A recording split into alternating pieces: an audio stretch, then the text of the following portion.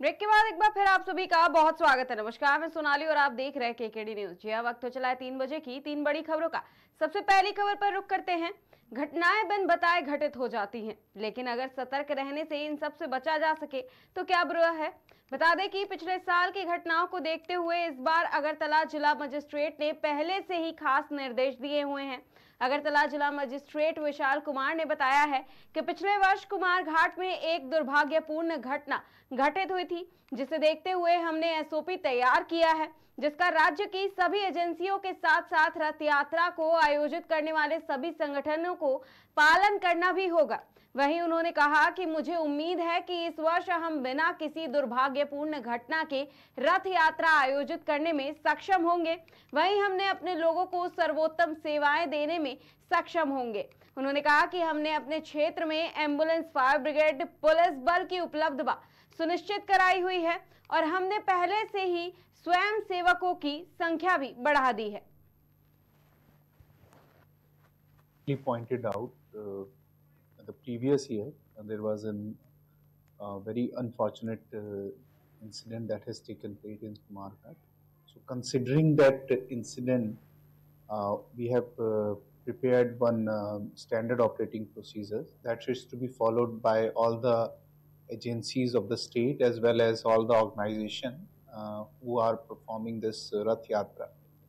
7 of them we have already conducted meeting twice, and all the visit from the government side regarding the Rath composition of the Rath as well as the route plan has already been discussed, and they have already given the consent for the same. And I hope that we get the cooperation from the organizers as well as the government departments, and this year we are able to conduct this Rath Yatra without any unfortunate event, and we are able to give the best services and the best celebration time. So as per the TACCL consent, they have said that usually their wire is being at 6 meters from the ground level. So we have restricted the maximum height from the ground level to the tip of the highest point at the Rath is 5 meters. And second very important aspect that we have directed is that complete Rath should be electric insulated. So that is why the wood is being used, which is also being traditionally used. So the wood has been used for construction of the Rath, and we have not allowed any metal part that can affect any person who is touching it. So that type of, and they have also given the consent. So as far as possible, all the Rath are being insulated using wood, and electric wires are being already on the route itself. We have inspected the electric wires that are lying, and we have ensured that no electric wire is lying below 6 meters of height en route to all the Rath Yatras. And third thing that we have restricted is we have to make availability of ambulances, fire brigades as well as police escort in the procession itself. We have increased the number of volunteers, and in major Rath Yatras we have double the number of police personnel who are being accompanying the procession at the time, and other volunteers from the our side, that civil volunteers from the government side, we have also increased, and we believe that this year it will be a very safe and very celebrated Rath Yatra. He pointed out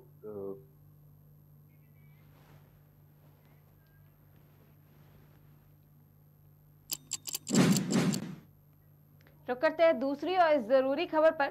Lok Sabha चुनाव बीते समय जरूर बीत गया है, लेकिन Bharatiya Janata party और उसके नेता कार्यकर्ता देश की जनता का धन्यवाद व्यक्त करते नहीं थक रहे हैं। बता दें, मध्य प्रदेश के भोपाल में भाजपा की कार्यकारिणी बैठक का आयोजन किया गया और इस आयोजन और बैठक में पूरे प्रदेश से पार्टी कार्यकर्ता भी मौजूद रहे।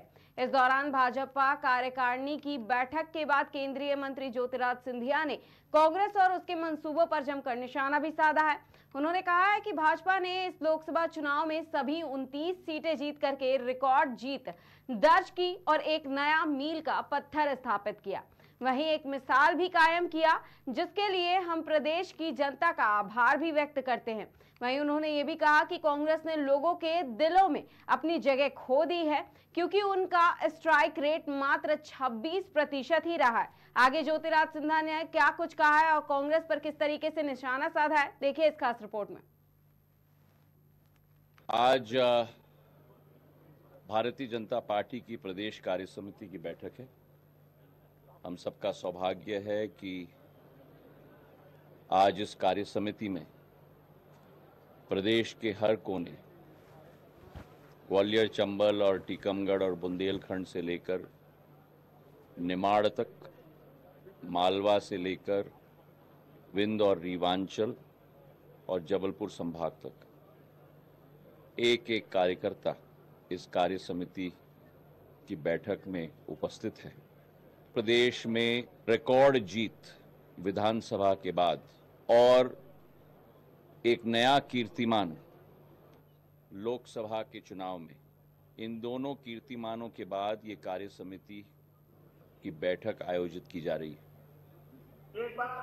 इस पहली बात, हम प्रदेश की जनता को धन्यवाद अर्पित करना चाहते हैं और उसी के साथ साथ प्रधानमंत्री जी के नेतृत्व में तीसरी बार भारतीय जनता पार्टी की सरकार जो आज भारत में बनी है, एक नया कीर्तिमान स्थापित किया है। 75 वर्ष के इतिहास में पहली बार सफलतापूर्वक किसी एक पार्टी ने तीसरी बार एक ऐसे व्यक्तित्व के धनी प्रधानमंत्री नरेंद्र मोदी जी के हाथों में देश की कमान दी, जिसके आधार पर देश को विश्व पटल पर एक नक्षत्र की तरह उभारने का कार्य प्रधानमंत्री जी कर रहे हैं। उनके नेतृत्व में हम सब भारतीय जनता पार्टी के कार्यकर्ता के रूप में कार्य कर रहे हैं।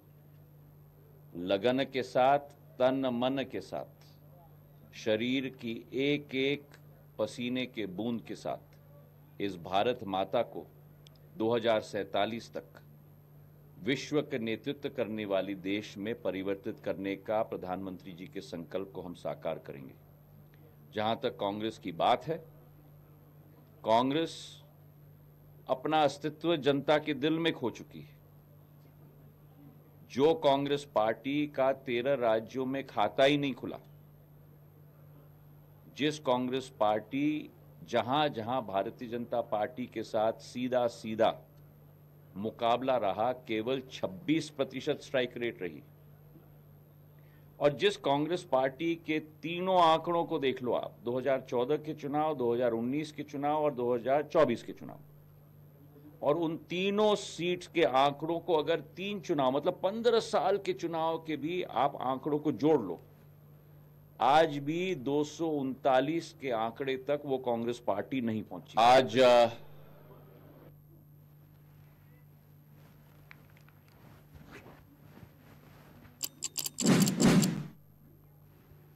देश की सुरक्षा और देशवासियों को सुरक्षित रखने के लिए हमारे जवान क्या कुछ नहीं करते हैं, अपनी जान की भी परवाह नहीं करते हैं। ऐसी ही एक घटना नहीं है जब किसी जवान ने अपनी जान की बाजी लगा दी हो। इस बार भी एक जवान ने मुठभेड़ के दौरान शहीद हो गए हैं और सबकी आंखें नम करके देश को अलविदा कह के चले गए हैं। बता दें, श्रीनगर कुलग्राम में मुठभेड़ हुई जिसमें एक जवान शहीद हो गए। इस पर जम्मू कश्मीर के डीजीपी आर स्वैन ने कहा है कि पुष्टि के अनुसार 2 अलग अलग मुठभेड़ स्थलों पर मुठभेड़ हुई है, जिसमें 6 आतंकवादियों को मार गिराया गया है। उन्होंने ये भी कहा कि निस्संदेह ये सुरक्षा बलों के लिए एक बड़ी उपलब्धि है और ये सफलताएं सुरक्षा वातावरण को मजबूत करने में महत्वपूर्ण भी है। वहीं डीजीपी ने आगे कहा कि आतंकवाद को खत्म करने के लिए आगे लोग एकजुट हो रहे हैं और अभियान गति पकड़ रही है। ये भी बता दें कि मौजूदा अभियान अभी भी जारी है और अभी तक अपने निष्कर्ष पर नहीं पहुंचा है। साथ ही उन्होंने स्थानीय आतंकवादियों के शामिल होने की खबर मिलने की भी बात कही है और इसकी पुष्टि भी की है। देखिए आगे क्या कुछ कहा है डीजीपी ने इस खास रिपोर्ट में। निस्संदेह ये एक बहुत बड़ा माइलस्टोन है, बहुत बड़ा प्रोग्रेस है। सिक्योरिटी एनवायरनमेंट में मजबूती लाने के लिए ये सक्सेसेस बहुत मायने रखते हैं और एक सब्सटेंटिव तौर पे भी और एक मैसेजिंग के तौर पे भी ये इस चीज की इंडिकेशन है कि सिक्योरिटी आर्किटेक्चर की और लोगों का बढ़ चढ़कर इसमें ह्यूमन इंटेलिजेंस की जो फ्लो है उससे जाहिर होता है कि ये एक फाइट जो है वो लॉजिकल कंक्लूजन पर पहुंचेगी और इसमें लगातार इस तरीके का सक्सेसेस आते रहेंगे और जो भी कोशिश होगा दूसरे साइड से, उन्होंने मजबूर हैं अपने कोशिशों से बाज नहीं आने का, पर हम अपनी सिस्टम को, अपना सिक्योरिटी आर्किटेक्चर जिसमें Jammu Kashmir police, Indian army, agencies और सेंट्रल आर्म पुलिस फोर्सेस हैं, सब मिलकर और खासकर जैसे मैं बार बार जगह जगह पर कहता हूं कि अवामी सपोर्ट के साथ, लोगों के साथ इस चीज को हम जरूर जीतेंगे और हम ये समझते हैं कि लोगों का पीस में, शांति में और ज्यादातर और लोगों का जान बचाने के लिए, इस अफरा तफरी को खत्म करने के लिए मेरे ख्याल में सब लोग इसमें शामिल हो रहे हैं और ये एक और जोर पकड़ रहा है। कुछ आइडेंटिफिकेशन हुई है, कौन सा ग्रुप था, ये कहां से आया? अभी ऑपरेशंस चालू है, इसीलिए एक जगह में अभी ऑपरेशन कंक्लूजन पे नहीं पहुंचा है, तो जब हो जाएगा तब हम क्लैरिटी के साथ बात कर सकते हैं। कई बार ऐसा होता है कि दो तंजीम आपस में भी कोऑर्डिनेट करके बैठते हैं, तो इसलिए जब हम एक एक करके इसकी वो करेंगे तब इसमें लोकल टेररिस्ट्स का भी होने का खबर मिली है, तो इसकी जब कंक्लूजन पे आ जाएगा तब हम सटीक तौर पे ये कह पाएंगे कि तंजीमों के हिसाब से कि क्या एक ही तंजीम के थे या एक से ज्यादा के थे। क्या हो रहा है कि जम्मू रीजन में इस तरह के मामले ज्यादा हो रहे हैं?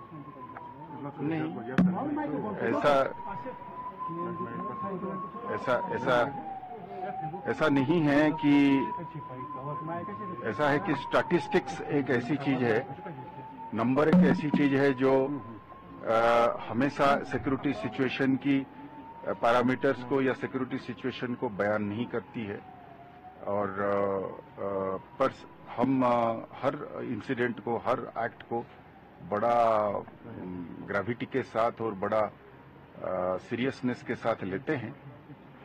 तो मैं जैसे जगह जगह पर कहा हूं कि जम्मू साइड में एक पुराना चीज को एक्टिवेट करने की कोशिश है, तो इसीलिए जब एक जगह में कुछ हद तक, कुछ देर तक, लास्ट इंसिडेंट 2006-2007 के बाद अब जब इंसिडेंट्स होने लगे हैं या होने की कोशिश हो रही है, तो एक